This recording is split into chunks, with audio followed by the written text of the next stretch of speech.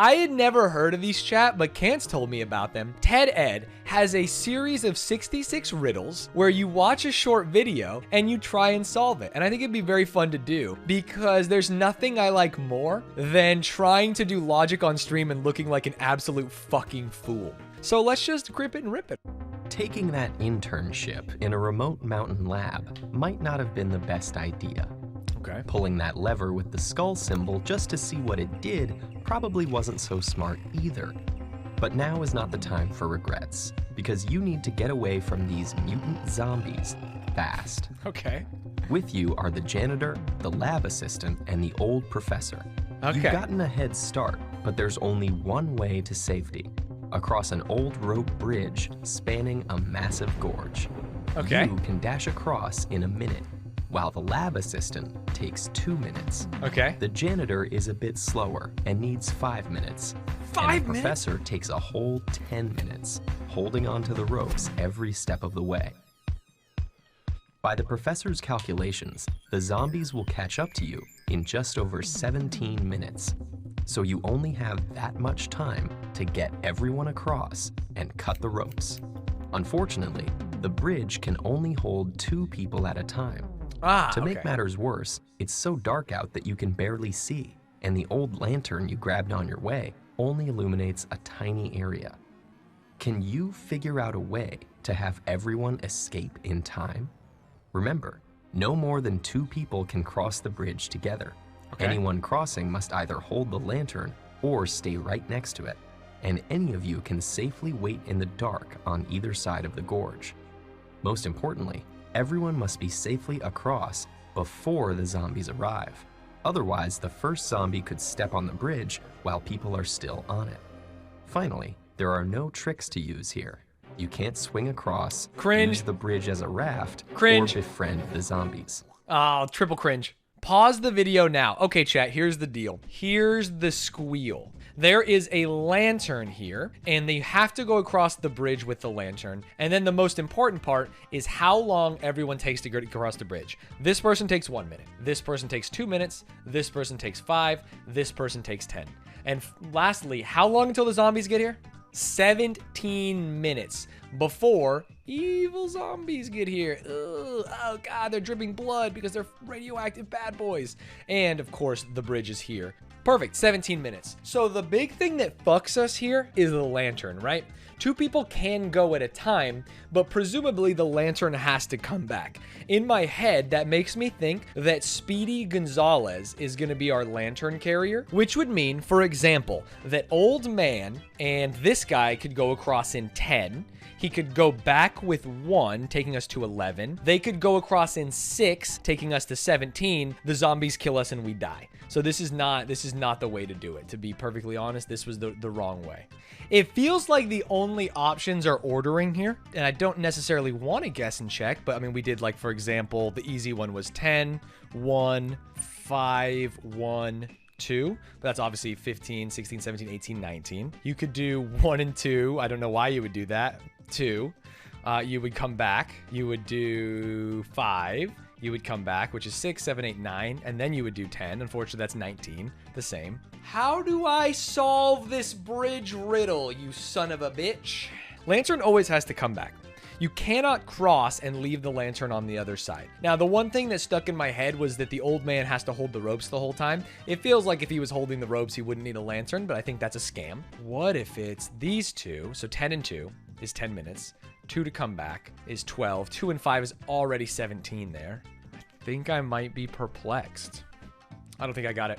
Wait, 2 to get them both across, 1 back, 12, 13, 14, 15, plus 5. Oh, it's 20. No, it's 20. I thought we had a line for a second, but we did not have a line. No, I don't know. I'm going to watch it. At first, it might seem like no matter what you do, you're just a minute or 2 short of time. I was a minute over 2. There is a way. The key is to minimize the time wasted by the 2 slowest people by having them cross together. And because you'll need to make a couple of return trips with the lantern, you'll want to have the fastest people available to do so. Correct. So, people always have to go back. There's literally no way to do it without people going back because you have to have the lantern. Quickly run across with the lantern. Okay, 1 you and 2 have to start. slow down a bit to match her pace. After 2 minutes, Both of you are across. Perfect. And One you, goes back. as the quickest, run back with the lantern. Perfect. I had the right Only start. 3 minutes have passed. The professor and the janitor take the lantern and cross together.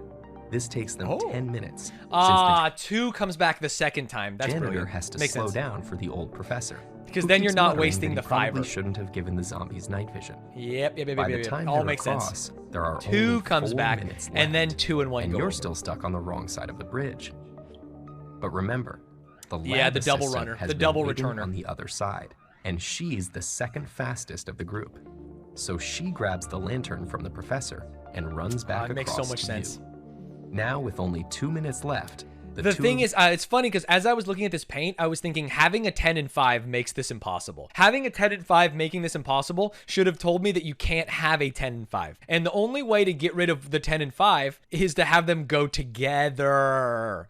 Ugh, you make the final crossing. As you step on the far side of the gorge, you cut the ropes and collapse the bridge behind you, just in the nick of time. Wow, good Maybe riddle. next summer you'll just stick to the library. What about the fantasy election? I'm a political science major. I can do this. It's gerrymandering. After much debate, the fantasy realm you call home has decided dragon jousting may not be the best way to choose its leaders and has They're begun wrong. transitioning to democracy. The candidates are a giant orange troll and Love an him. experienced tree statesman. Yuck. An all-powerful eyebrow has hired your company, the Dormore Polling Agency, to survey the citizens of the land and predict who will win. There's a lot riding on this. If you get it wrong, heads, well, your head, will quite literally roll. Your job is to go from door to door, asking voters whether they prefer the troll or the tree fellow, and to use the results to project how the election will go. Your fellow citizens want you to succeed and would tell you the truth, but there's a problem. Few are willing to admit they support the troll on account Is this an allegory? Is something happening here? Is there a reason this troll is orange? of his controversial life choices. If you were to ask a troll supporter who she'll vote for, there's a good chance that she'll claim to support the tree man, skewing your results. You're about to begin your rounds when a stranger offers you some cryptic advice. Oh, fuck. Here's the question that will save This is the most terrifying stranger I've ever seen. Shriveled raisin man. stranger offers you some cryptic advice. Here's the question that will save your neck. What have you got in your pocket? You reach into your pocket and pull out a silver coin, which has the current king's head on one side and his tail on the other. Okay.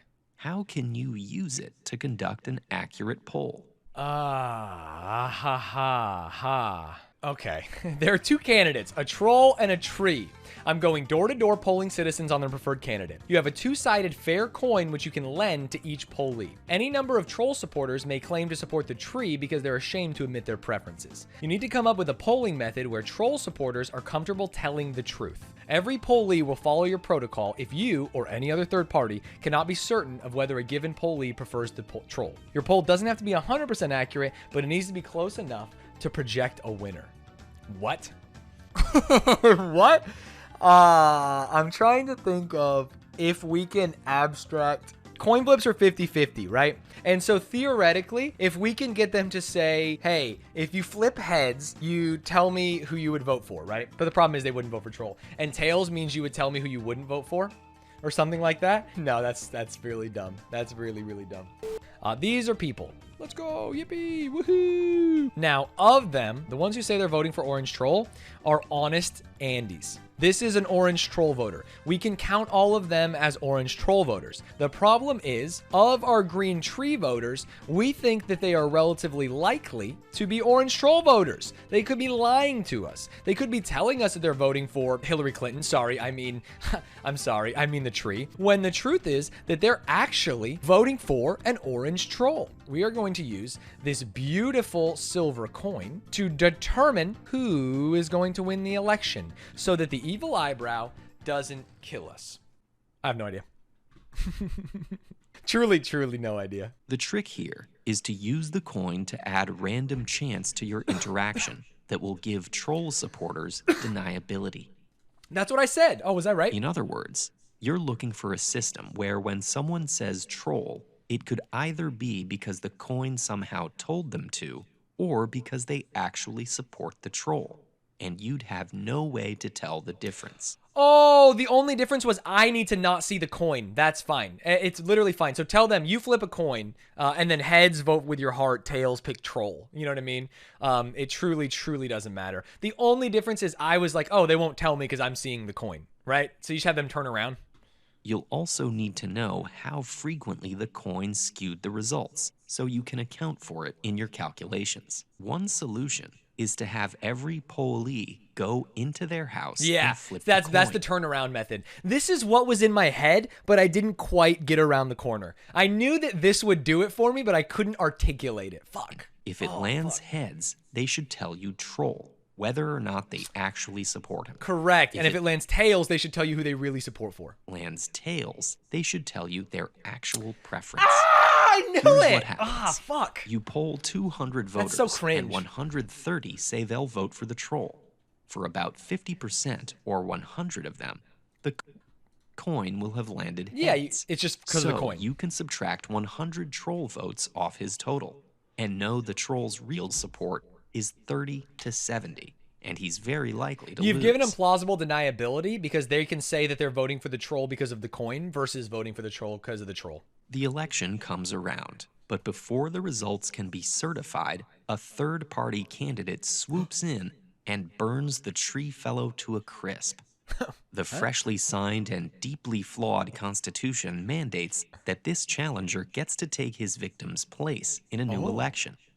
The Dormore polling agency sends you back out on the streets with your trusty coin. Only this time, no one is comfortable admitting their preference. Supporting the troll is still shameful, and nobody wants to express support of a dragon who murdered his way into the race. So true. But your job is your job. How do you conduct an accurate poll now?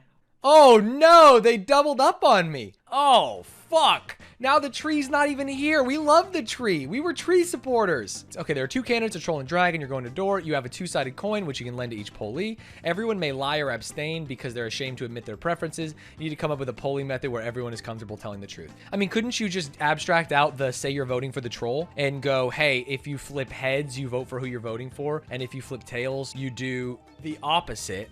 Because then we're going to get the exact amount of data, right? We're going to get the same data and it goes both ways, and then you don't know which one they are. So the coin flip is just heads, your vote, tails, the opposite of your vote, and then we just get all the data. Do you think they would be willing to do that? You also need to leave space for some portion of the people polled to express their true preference. But a coin toss only has two possible outcomes, right?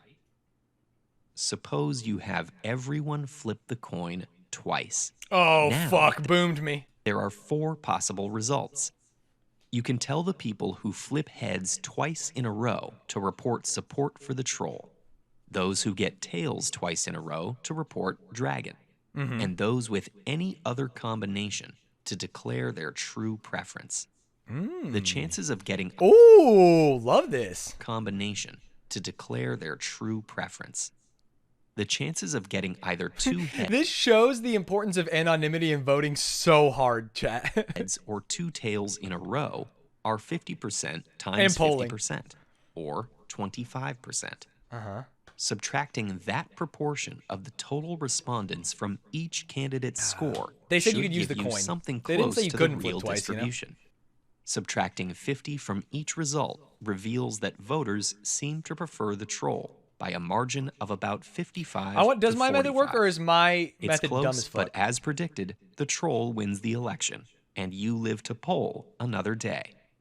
Damn, two coin flips at the end really fucking destroyed me. Can you solve the wizard standoff?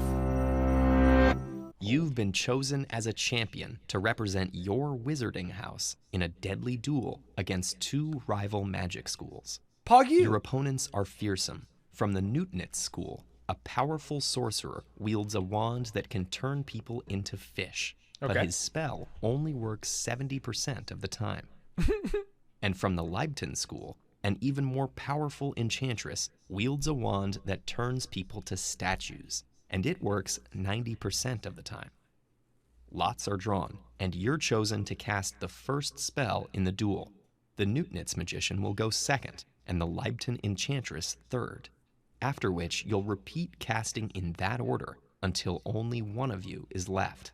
Okay. The rules of magic duels are strict, and anyone who casts out of order immediately forfeits the duel. Also, to prevent draws, the rules stipulate that if everyone's still standing at the end of the first round, you'll all be turned into cats. Now you must choose a wand. Your wizarding house presents you with 3 options. The Banneker, which binds one target with vines and casts effectively 60% of the time. Okay. The Gaussian, which turns one target into a tree and works 80% of the time. And the incredibly rare Nerta 9000, which banishes one target to a distant mountaintop and casts perfectly 100% of the time. Okay. Your opponents are masters of strategy as well as sorcery, and you know they'll make the choices that maximize their own chances of success. Which wand should you choose, and what strategy should you employ to have the greatest chance of winning the duel? Okay, I feel like the 100% chance is cringe, right? What we want, they're perfect strategists, and so I want the 90%er to knock out the 70%er, which means I can't be 100 or 80 because they would perfect strategy me. Also, the second guy should target the third guy. So you pick the 60%er, you aim it at the second guy. Oh, interesting. Actually, does it even matter? You take the 60%er so that you're not a target here. Second guy targets Wizard 3, has a 70% chance of a kill. If he kills, then it's your turn to use 60% on him a second time, and you should hit, right? You're likely to hit. If he doesn't kill her, then she will target him because he has the higher percentage chance, and you hit the second shot on her. Is that not the best one? You pick 60 and you get 2 goes, and you hope they target each other. The question is, do I target him or do I target her? And I think I target him because because if I kill him, then she kills me 100%. If I target her, he shoots at me with 70%. Right? If my first shot 60% or binks, that's actually like the worst thing for me. I actually want to miss first shot, right? So that one of them kills each other. Okay, I'm ready. As the most dangerous wizard, you'd also be the target of the other 2 magicians, or of the most dangerous of them first. But afterward, there's a 70% chance you'd be struck down by the remaining wizard. Correct. This is cringe. Maybe it's better to take the Gaussian. It works 80% of the time, which means you wouldn't be a target until the enchantress was incapacitated. But if you succeeded in transforming her, you'd probably be turned into a fish immediately after. If you transformed the sorcerer, then the enchantress would almost certainly turn you to stone. It would really be better if you missed. And that's no, when they have their own an idea. 70 and 90. What if you took the Gaussian, then missed on purpose? Then you would wait for the sorcerer to attack the enchantress, and you'd have an 80% chance of winning against the sorcerer. It's a good idea. I respect that. But there's a problem. The problem is if both miss, then you all die. The sorcerer could also pass his turn, and the enchantress, knowing that she couldn't pass without becoming a cat, she binks you, would cast her spell on because you're higher you. percentage. And since you're the most dangerous between you and the sorcerer, you'd be the target. And that's when you see what you really need to do. Take the weakest wand, the Banneker, and miss. So the only difference is I was saying just shoot it at them and hope you miss. I didn't realize you could miss intentionally. And he'll have to try to turn he has to shoot at her into a fish to avoid being turned into stone. 70% of the time, he'd succeed, and you'd have a 60% chance of winning the duel at the beginning of the next round. If he fails, chances are he'll be turned to stone. And right, and you still have the 60% chance of winning the next round. Still have a 60% chance of winning the duel against the enchantress. There's a slim 3% chance you'll all be turned into cats. But when everything's accounted for, you have better than even odds of winning with this strategy. Who would have thought that the best way to take your shot would be to throw away your shot? Well, chat, I hope you enjoyed this. A little bit of logic testing. It brings me back to my days of not studying for the LSAT and fucking hating my life. And that's fun. That's a really good time.